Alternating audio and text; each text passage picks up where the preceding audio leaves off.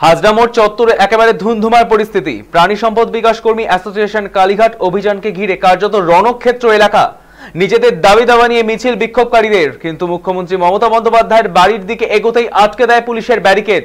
আর সেখান থেকেই শুরু উত্তেজনা, ব্যারিকেড ভাঙার চেষ্টা, ধস্তাধস্তি। পুলিশ বিক্ষোভকারী দুপক্ষের মধ্যে বিরাজমান টান টান উত্তেজনা। এরপরই রাস্তায় বসে পড়েন বিক্ষোভকারীরা, শুরু হয় অবস্থান বিক্ষোভ। মুহূর্তের মধ্যেই থমকে যায় যান চলাচল। আপাতত পরিস্থিতি সামাল দেওয়ার চেষ্টা পুলিশের। আমাদের সঙ্গে এই মুহূর্তে টেলিফোন লাইনে রয়েছে আমাদের প্রতিনিধি সৌভিক সান্যাল। সৌভিক, এই যে হাজরা মোড়ে একেবারে ধুমধুমার পরিস্থিতি, পুলিশ এবং বিক্ষোভকারীদের মধ্যে কি আপডেট উঠে আসছে এই মুহূর্তে? দেখো, তোমায় জানিয়ে রাখি যে প্রাণী সম্পদ বিকাশ কর্মী অ্যাসোসিয়েশনের তরফ থেকে কিন্তু আজকে কালীঘাট অভিযানের ডাক দেওয়া হয়েছিল এবং বিভিন্ন জায়গায় কিন্তু কালীঘাট অভিযানের দ্বারা ডাক দিয়েছিল এবং সেখান থেকে আজকে যখন তারা হাজরা মোড়ে এসে জমায়েত করে, হাজরা মোড়ে পুলিশ কিন্তু তাদেরকে বলে দেওয়া হয় পুলিশের তরফ থেকে যে ওইখানেই তাদেরকে আটকে দেওয়া হবে, কিন্তু তারা শুনতে নারাজ।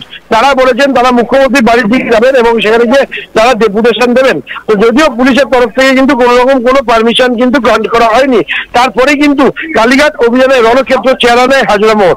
হাজরা মোড়ে জমায়েত করে পুলিশের ব্যারিকেড ভেঙে মুখ্যমন্ত্রী মমতা বন্দ্যোপাধ্যায়ের বাড়ির দিকে এগোতে থাকলে পুলিশের সাথে ধস্তাধস্তি বাঁধে এবং পুলিশ মিছিল আটকালেই ওইখানেই তারা কিন্তু অবস্থান বিক্ষোভ শুরু করে।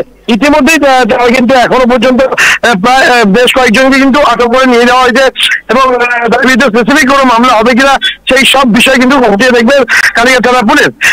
তবে একটা জিনিস তোমায় জানিয়ে রাখি যে মুখ্যমন্ত্রী বাড়ির চারিদিকটা কিন্তু যেহেতু 144 ধারা জারি করা হয়েছে, সেই জন্য কিন্তু মূলত ওইখানে পুলিশ কিন্তু তাদেরকে আটকেছে এবং পুলিশ তারা বলেছিল যে তাদেরকে হাজরা মোড় থেকে এগোতে দেওয়া যাবে না, যদিও সেই কথা মানতে নারাজ এই কর্মীরা এবং সেই মতোই তারা কিন্তু আবার এগোতে শুরু করেন এবং যেহেতু এগোতে যায়নি সেই জন্যই তারা কিন্তু ওইখানে অবস্থান বিক্ষোভে সামিল হন। অনেক ধন্যবাদ সৌভিক।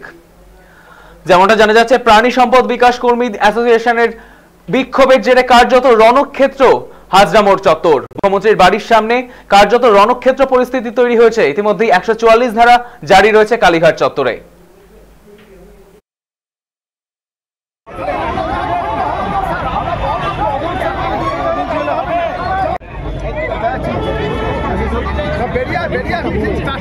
মিটিং স্টার্ট হয়ে গেছে।